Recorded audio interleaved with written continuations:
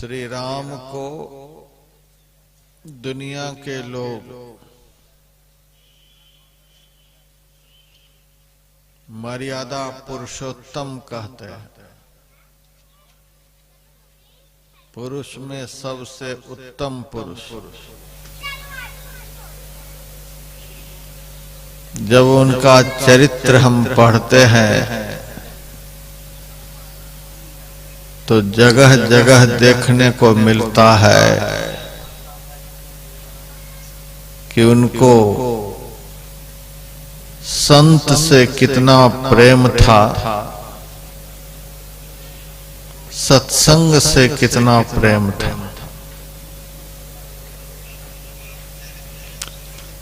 उनके जीवन का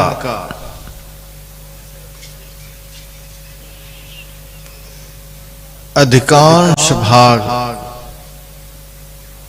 सत्संग में ही व्यतीत हुआ है।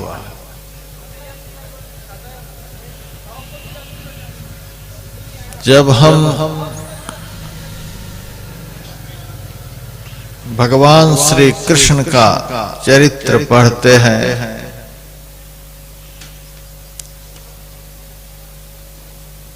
तो देखने को मिलता है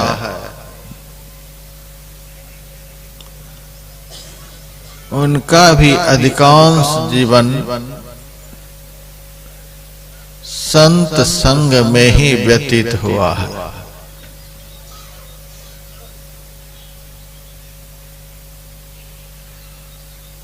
जब हम देवाधिदेव महादेव का चरित्र पढ़ते हैं तो देखने को मिलता है उनका संपूर्ण जीवन ही सत्संगमय था।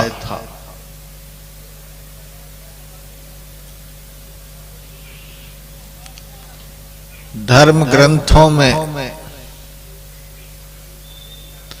ऐसा भी देखने को मिलता है कि जहां संत पधारते हैं, जहां सत्संग होता है, वहां स्वर्ग के समस्त देवता देवियां सूक्ष्म रूप से विराजमान होकर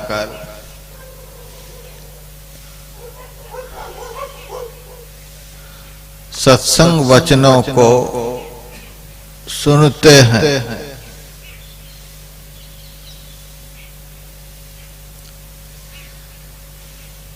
ऋषि मुनि महात्मा जितने भी महापुरुष हुए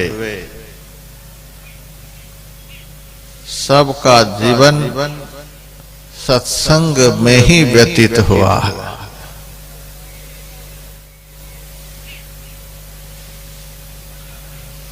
जो दिन रात समाधि के आनंद में डूबे रहते थे,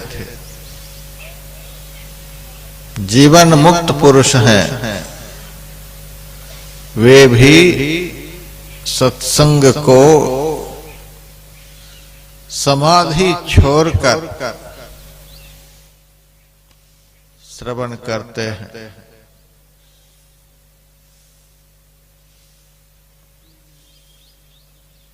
और जब हम अपने परमाराध्य गुरुदेव की ओर देखते हैं तो उनके जीवन में भी यही पाते हैं कि उनका समग्र जीवन सत्संग में ही व्यतीत हुआ है। अभी आप लोगों ने पाठक्रम में सुना, पल हो नहीं अनत चैन, सत्संग में दिवस रैन, सर्व जगत सुख देन, भक्त जन उदाहरणम। सत्संग के अलावे हमारे गुरुदेव को अन्यत्र कहीं भी शांति नहीं मिलती थी, विश्राम नहीं मिलता था। एक बार तो इतने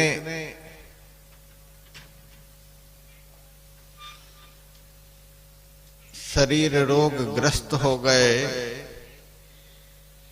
कि सत्संग मंच पर जाने के लायक नहीं रहे।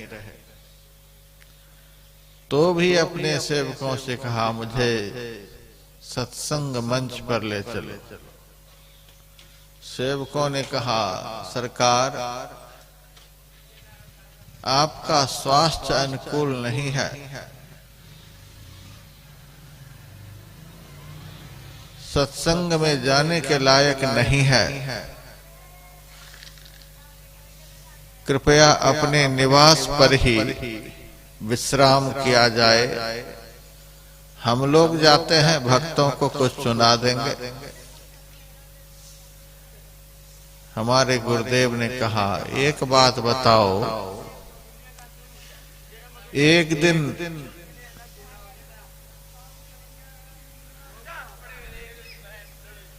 यह शरीर छूटेगा कि नहीं छूटेगा?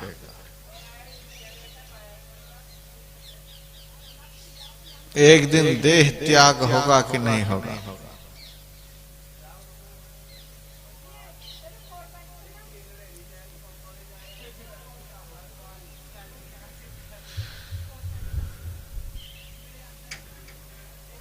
सेवकों ने कहा,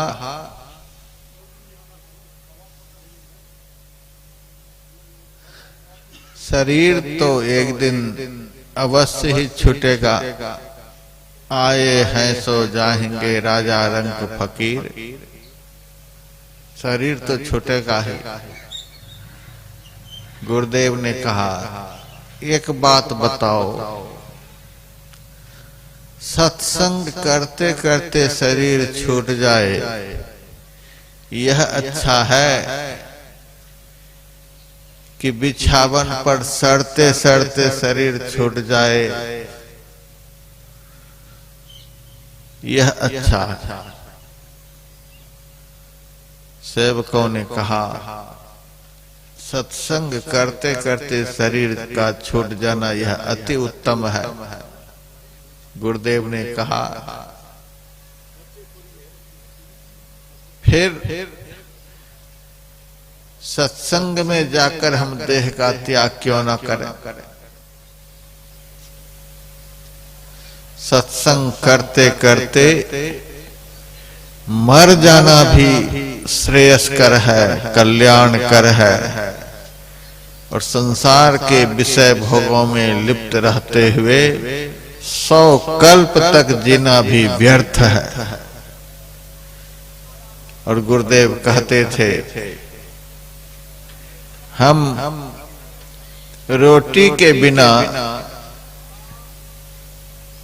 रह सकते हैं, पानी के बिना रह सकते हैं, वस्त्र के बिना रह सकते हैं, संसार के पदार्थों के बिना रह सकते हैं, लेकिन सत्संग हमारी जान है, सत्संग मेरा प्राण है, इसके बिना हम जी नहीं सकते, इसके बिना हम रह नहीं सकते। यह जीवन का सबसे उत्तम कर्म है, सबसे महानतम कर्म है। और उत्तम कर्म का फल कैसा होगा? फल भी उत्तम होगा। महान कर्म का परिणाम कैसा होगा? महान होगा।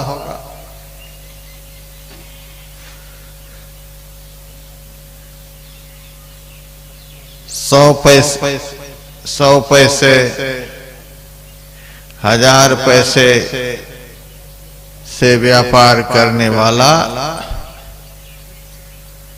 कभी भी अडानी अंबानी नहीं बन सकता।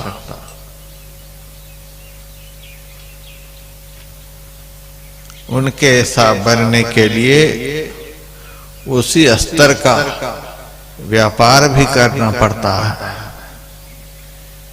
उसी तरह से संसार में महान बनने के लिए, उत्तम पुरुष कहलाने के लिए महानतम कर्म करना होगा, उत्तम कर्म करना होगा।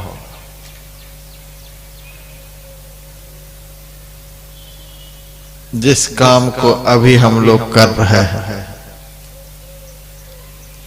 यह ऐसा काम है कि इस काम को करते करते हम आप लोग देव तुल्य पूज्य हो जाएंगे। यह ऐसा उत्तम कर्म है कि इस कर्म को करते हुए एक दिन इसी शरीर से भगवत तुल्य बन जाएंगे।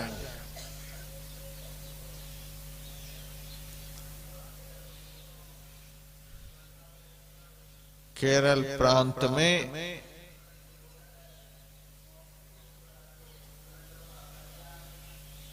आचार्य शंकर का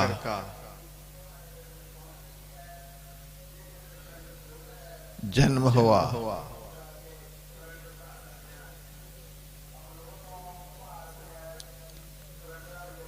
उनको बचपन से ही संत का संग प्राप्त था। उसी शरीर से आचार्य शंकर दुनिया में भगवान कहलाए। भगवान शंकराचार्य लोग उनको कहते हैं।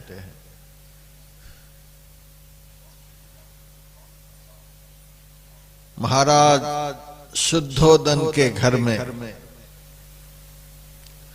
सिद्धार्थ नामक बालक का जन्म हुआ। बचपन से ही इसी प्रकार के सर्वोत्कृष्ट कर्मों में वे लगे रहे। एक दिन उसी शरीर से वे भगवान बुद्ध कहलाए। महावीर को भी संतों का संग प्राप्त था। एक दिन वे भगवान महावीर कहलाए। रमन महर्षि एक दिन भगवान रमन कहलाए। और हम अपने गुरुदेव को देखते हैं, इनको भी हम लोग भगवान से कम नहीं मानते हैं। अभी हम लोगों ने गुरु की स्तुति की, गाया सतगुरु शंकर रूप। संत सदगुरु जो होते हैं कल्याण की मूर्ति होते हैं, शंकर के स्वरूप होते हैं। ब्रह्म रूप सतगुरु नमो, प्रभु सर्वेश्वर रूप, राम दिवाकर रूप गुरु, नाशक भ्रम तम कूप। ब्रह्म मानते हैं, राम मानते हैं, सूर्य स्वरूप मानते हैं, गुरु ज्ञान सूर्य रूप, उनकी ज्योति अनूप, उनके नाशय तम कूप, भजो साध गुरु है।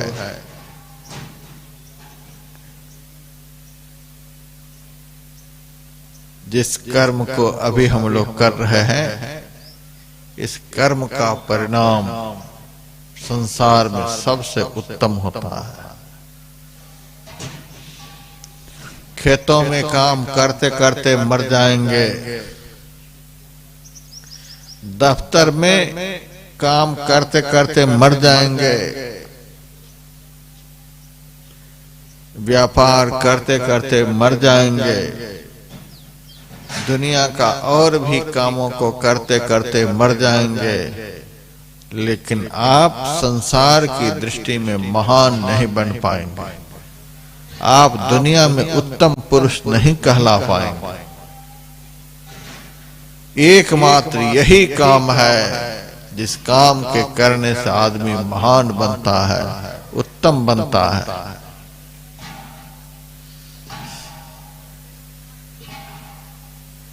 इसीलिए हम सत्संग को सबसे उत्तम कर्म कहते हैं। इसका परिणाम क्या होता है? इस कर्म का परिणाम क्या? अभी आप लोगों ने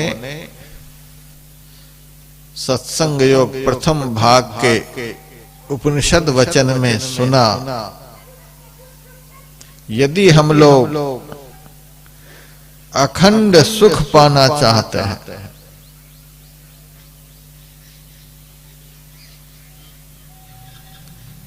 जन्म मरण के समस्त दुखों से मुक्त हो जाना चाहते हैं,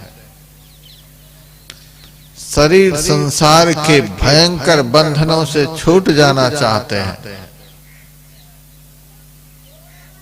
तो एकमात्र साधु का संग करना होगा, संत का संग करना होगा, सत्संग करना होगा।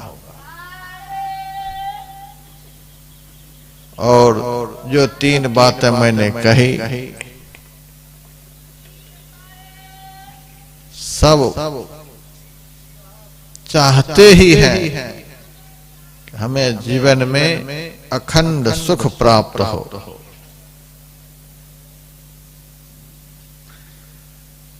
हम शरीर और संसार के दुखों से, बंधनों से सदा सदा के लिए मुक्त हो जाएं। दुनिया में आने जाने के जो भयंकर चक्कर हैं, इन चक्करों से सदा सदा के लिए मुक्ति पा जाए, सब चाहते हैं, चाहना भी चाहिए। आज हम दुनिया घूमते हैं, सब तरह के लोगों से मिलते हैं,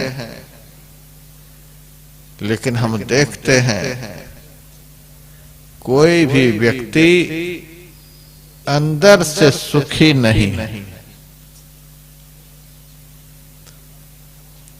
किसी के पास तन का दुख है, प्रायः को तन का दुख है। देहम व्याधि मंदिरम, यह शरीर रोगों का घर है।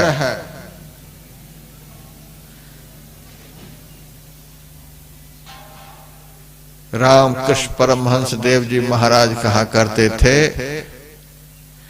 नरक का दृश्य यदि देखना चाहते हो तो बड़े बड़े अस्पतालों में जाकर के देखो,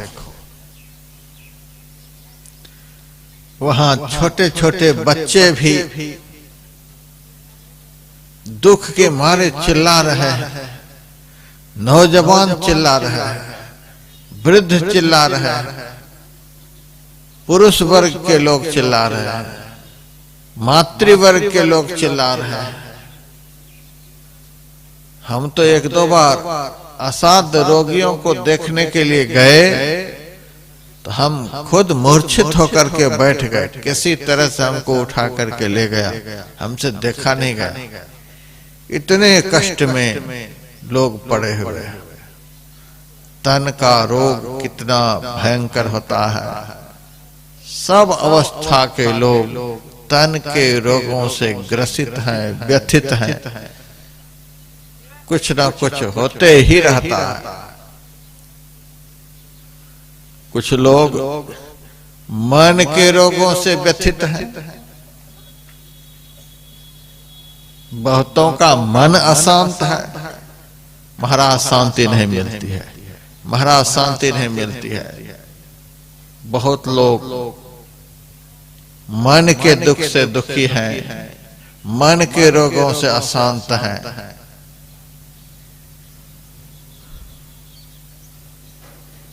और बहुत लोग धन के कारण दुखी हैं,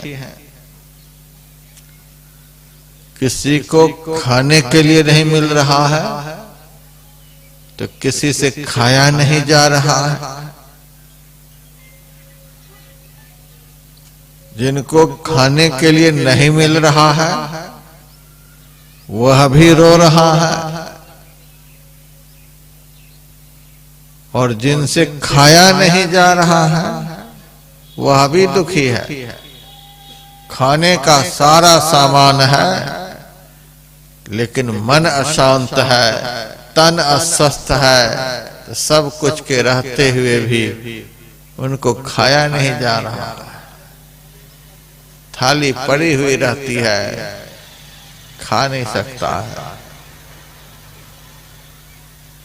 किसी को खाने को नहीं मिल रहा, कोई धन से दुखी है, किसी के पास पुत्र नहीं है तो पुत्र के अभाव में दुखी है, और किसी के घर में पुत्र है लेकिन वह आज्ञाकारी नहीं है, अनुकूल नहीं है, तो उनकी प्रतिकूल व्यवहार के कारण आदमी दुखी है। किसी के पास नौकरी नहीं है तो दुखी है, किसी को नौकरी मिल गई लेकिन पदोन्नति नहीं हो रही है तो उस कारण से दुखी है। किसी न किसी तरह से संसार के सब लोग दुखी,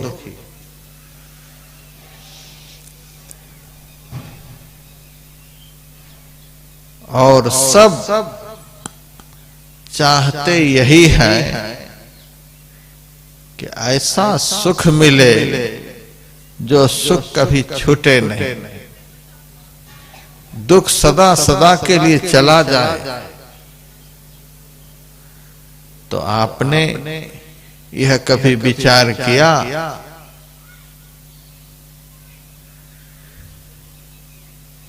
कि दुख छूटेगा कैसे, सुख मिलेगा किससे?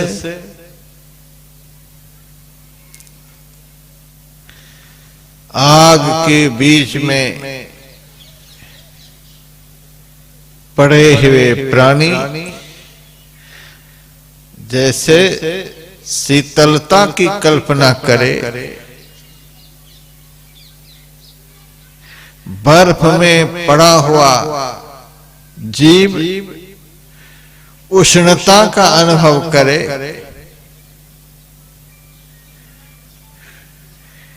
यह कभी संभव नहीं है। उसी तरह से इस दुखमय संसार में,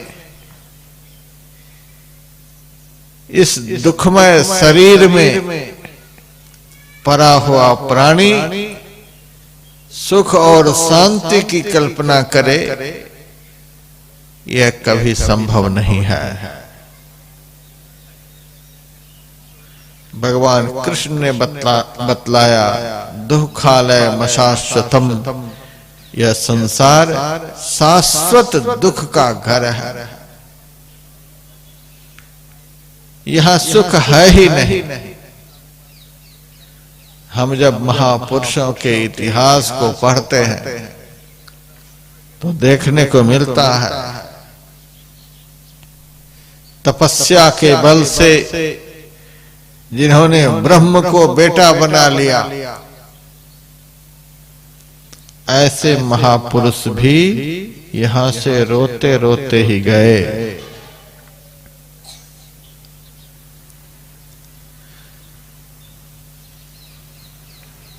और की बात तो छोड़ दीजिए, इस संसार में भक्तों के कल्याण के लिए, संतों का परित्राण करने के लिए, दुष्टों का दलन करने के लिए भगवान का भी अवतार हुआ है। लेकिन जब भगवान के आदर्श चरित्र को पढ़ते हैं तो देखने को मिलता है यहाँ पर राम भी रोए, यहां पर कृष्ण भी रोए हैं। शिव पुराण को जब पढ़ते हैं तो शिव जी को भी दुख हुआ। युद्ध में बहुत बार राक्षसों से भी भगवान शिव को पराजित होना पड़ा है।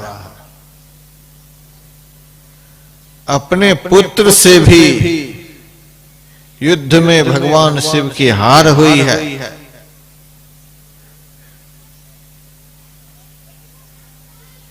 जब यहां भगवान के पिता को भी रोना पड़ता है, जब यहां भगवान को भी दुखी होना पड़ता है, तो ऐसे दुखमय संसार में हम लोग सुख की जो कल्पना कर रहे हैं, यह कल्पना सर्वथा व्यर्थ है।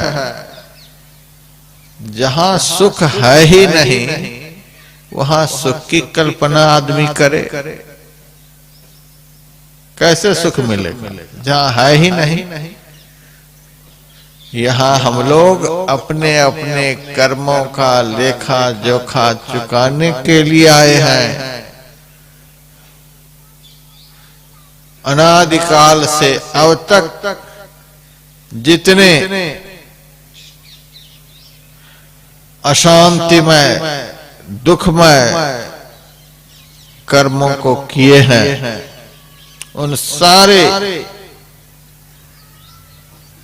बंधनदायक दुखमय अशांतिमय कर्मों का फल भोगने के लिए आए।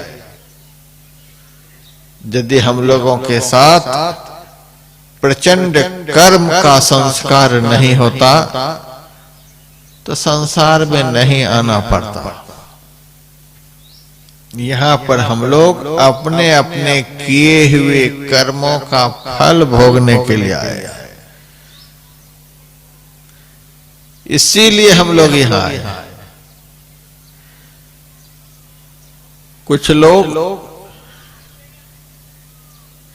एक ही ट्रेन में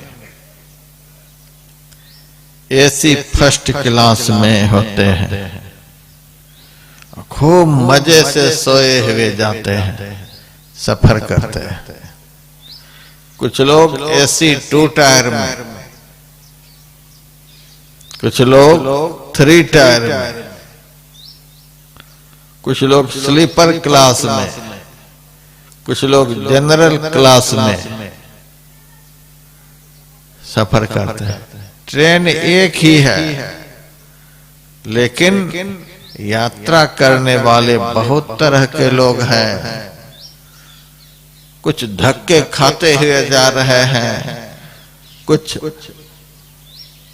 सामान्य ढंग से जा रहे हैं, कुछ लोग विशेष आराम से जा रहे हैं, कुछ लोग बहुत अधिक आराम से जा रहे हैं, कुछ लोग भूखे प्यासे जा रहे हैं, कुछ लोग थोड़े बहुत चना चबाते हुए जा रहे हैं, कुछ लोग बहुत ऐसो आराम के साथ खाते पीते हुए जा रहे हैं। एक ही ट्रेन में बहुत तरह की सुविधाओं में जीते हुए सफर कर रहे हैं। इसके पीछे कारण तो जरूर रहा होगा। यही पूर्वकृत कर्म है।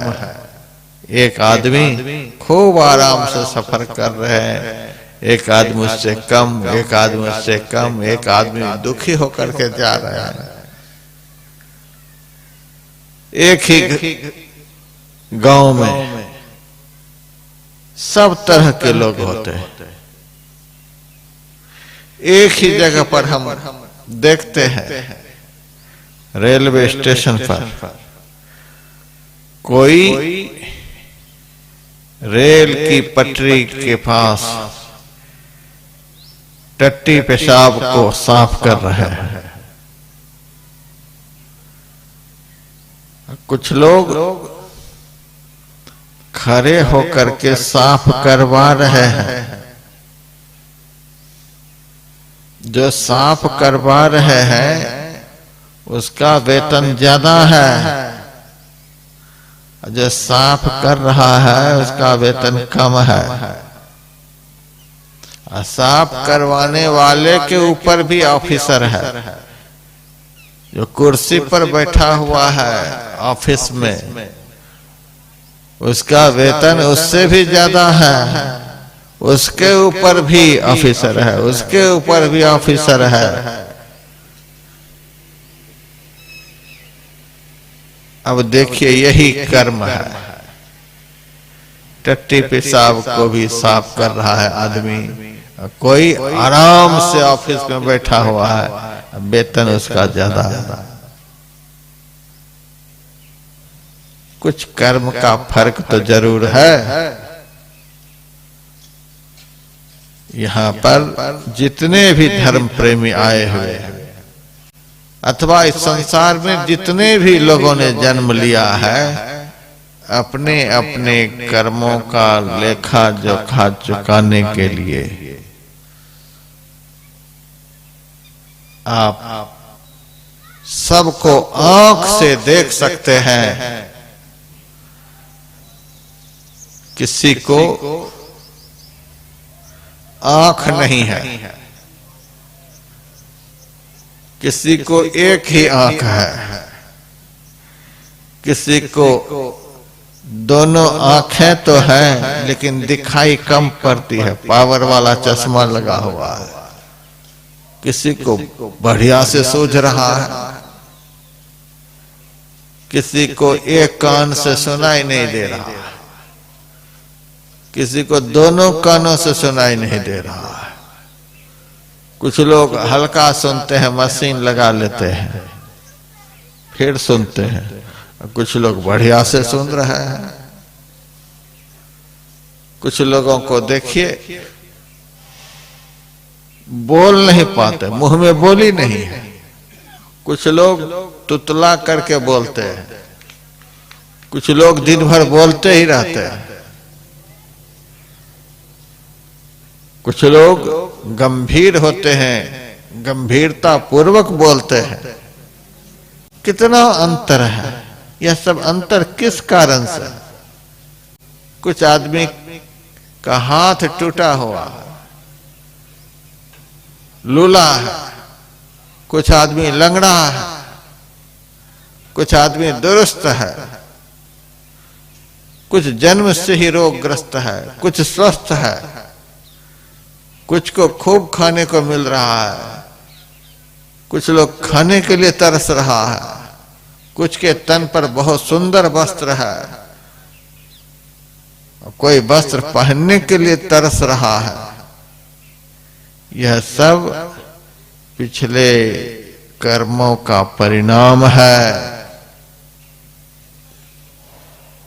इस धरती को कर्म भूमि कहते हैं और इस शरीर को भी कर्म भूमि ही कहा जाता है। यह शरीर और यह संसार कर्म भूमि है। जैसा जैसा कर्म आदमी ने किया है वैसा वैसा फल यहाँ सब भोग रहा है। तो यहाँ पर आदमी अपने किए हुए कर्मों का फल भोगने के लिए आता है। यदि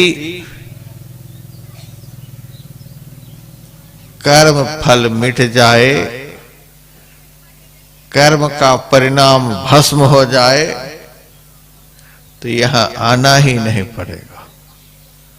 हमारे गुरुदेव ने लिखा है, कर्म धर्म को जला खाक कर देंगे तुमको तार, यही मानुष देह समैया में करो परमेश्वर से प्यार। यदि संसार में जन्म लेकर आए हैं तो जन्म देने वाले परमात्मा के भजन में ही दिन रात लग जाएंगे तो एक दिन वे परमात्मा जो कर्म के फल देने वाले हैं प्रसन्न होकर आपके कर्म बंधनों को समाप्त कर देंगे।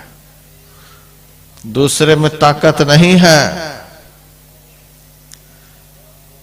प्रधानमंत्री के पास जाते जाते तलवे घिस जाएंगे, वे कर्म को नहीं काट सकते।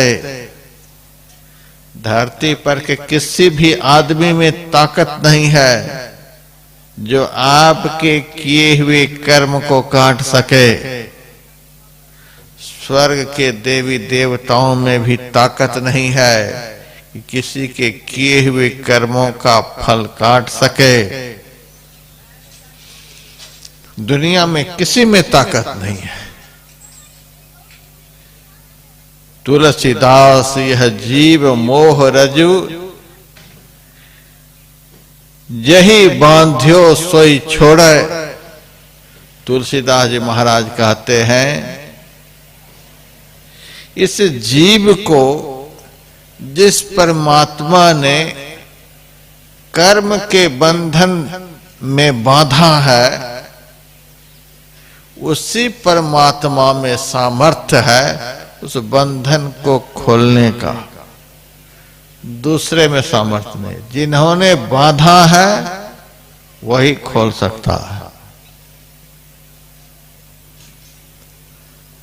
अब आप लोग कहेंगे तो यहां हम लोग किस लिए आए हैं?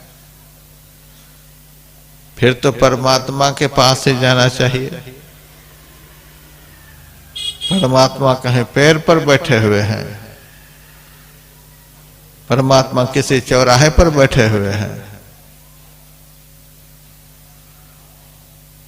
परमात्मा के पास जाने पर, परमात्मा दर्शन होने पर तो कर्म नष्ट हो ही जाएगा।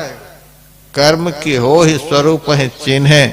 परमात्मा स्वरूप की पहचान हो जाने के बाद तो कर्म नष्ट हो ही जाएंगे। लेकिन आप में ताकत है कि आप परमात्मा को पहचान लेंगे। अनादिकाल से हम लोग इस संसार में हैं। अनादिकाल से हम लोग किसी न किसी शरीर को धारण करते हुए आ रहे हैं। अनादिकाल से हम लोग इस शरीर में परमात्मा के साथ रह रहे हैं। हम परमात्मा से अलग नहीं है, परमात्मा के साथ ही रह रहे हैं। लेकिन आज तक दर्शन हुआ, साथ में ही रह रहा है। दर्शन हुआ नहीं हुआ। दर्शन हो जाने के बाद तो कर्म कट ही जाएगा। लेकिन दर्शन होगा कैसे? जब तक संत की शरण में नहीं जाएंगे, जब तक संत प्रसन्न नहीं होंगे, जब तक संत की कृपा नहीं होगी, तब तक परमात्म दर्शन नहीं होगा, परमात्म कृपा नहीं होगी। बड़े बड़े ऑफिसर्स होते हैं, बड़े बड़े लीडर होते हैं, तो वे जल्दी किसी के काम को नहीं करने के लिए राजी होते हैं। काम सुनते नहीं हैं, सिर खा जाते हैं, कितने पैसे खर्च करवाते हैं, काम करने के लिए राजी नहीं होते हैं। लेकिन यदि कोई अच्छे पैरवीकार मिल जाते हैं, उनकी पैरवी हो जाती है, तो जो आदमी हमारे कहने पर कुछ नहीं सुन रहे थे, हमारे लाख प्रयास निष्फल हो रहे थे, वही आदमी अच्छे पैरवीकार के द्वारा प्रभावित हो जाते हैं और तत्काल काम कर देते हैं। संत जो होते हैं इस जीव के सच्चे पैरवीकार होते हैं। कर्म को तो परमात्मा ही काटेंगे, कर्म का फल तो परमात्मा ही देते हैं, वे ही काटते भी हैं। लेकिन आप में सामर्थ्य नहीं, आप परमात्मा तक पहुंच सकें, परमात्मा तक अपना दुख सुना सकें, जब तक संत की शरण में नहीं जाएंगे। जब तक संत को आप प्रसन्न नहीं कर लेंगे, जब तक संत आपकी पैरवी न लगा देंगे, तब तक आपका कर्म कट नहीं सकता है। संत महापुरुष जो होते हैं वे ही पैरवीकार होते हैं। तो जो ऑफिसर्स, जो लीडर अपने से नहीं सुनते हैं, तो उनसे काम लेने के लिए किसी पैरवीकार को लगाना पड़ता है। तो जो परमात्मा जन्म जन्म से हमको दर्शन नहीं दे रहे हैं, हमारे कर्मों को नहीं काट रहे हैं, उनका दर्शन पाने के लिए, उनके द्वारा कर्म को कटवाने के लिए संत की शरण में जाना पड़ेगा, संत को प्रसन्न करना पड़ेगा, उनसे पैरवी करवाना पड़ेगा। संत सुंदरदास जी महाराज की वाणी में परमा तमसो आत्मा जुदा रहे बहुकाल, सुंदर मेला कर दिया सतगुरु मिला दलाल। परमात्मा से यह आत्मा सर्वथा अभिन्न रहता है, लेकिन स्वरूप विस्मृति के कारण, आत्मानुभव के अभाव के कारण, स्वरूप ज्ञान नहीं होने के कारण यह परमात्मा से अपने को भिन्न मानता है। स्वरूप विस्मृत जीव माया के वश में हो जाता है, माया के आवरण से वह आवृत हो जाता है, मिथ्या बंधन से बंध जाता है, और ऐसी हालत में परमात्मा दर्शन का लाभ, परमात्मा के साहचर्य का आनंद इसे प्राप्त नहीं हो पाता। परमात्मसो आत्मा जुदा रहे बहुकाल, अनादिकाल से साथ रहते हुए भी साथ के आनंद से यह वंचित है।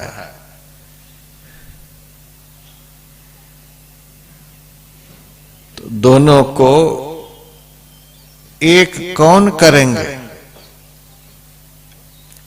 जन्म जन्म का बिछुड़िया मिलिया, गुरु नानक देव जी महाराज कहते हैं, जन्म जन्म से बिछड़े हुए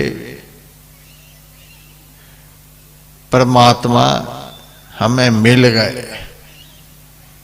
हम परमात्मा से जन्म जन्म से बिछड़े हुए थे, वे परमात्मा हमें इस जन्म में मिल गए। किनकी कृपा से? गुरु नानक देव जी महाराज कहते हैं, साध कृपाते, संत की कृपा से, साधु की कृपा से। यह कैसा हुआ? सूखा हरिया, जैसे सूखा हुआ वृक्ष हरा हो जाए। संत की कृपा से ही जन्म जन्म से बिछड़े हुए परमात्मा से मिलन होता है। यही सुंदरदास जी कहते हैं, सुंदर मेला कर दिया, सतगुरु मिला दलाल।